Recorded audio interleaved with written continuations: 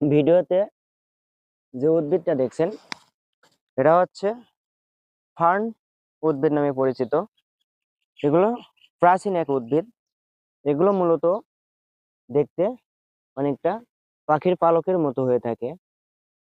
সবচেয়ে মজার বিষয় হচ্ছে এই উদ্ভিদটাই না ফুল না ফল, কিছুই হয় না। তবে হ্যাঁ, এরা বংশবিস্তার করে কিভাবে, এবং উদ্ভিদটা কিন্তু একটু স্যাঁতসেঁতে জায়গায় উদ্ভিদটা জন্মে থাকে। আরেকটা জিনিস আমি আপনাদেরকে দেখাই, এটা বংশবিস্তার করে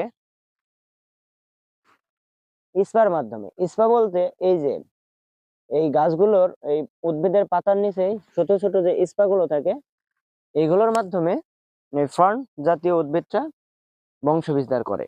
এর কিছু কিছু প্রজাতি আছে যেটা ঔষধি গুণ সম্পূর্ণ, যেটা আয়ুর্বেদিক বিদ্যায় ভালো জানে।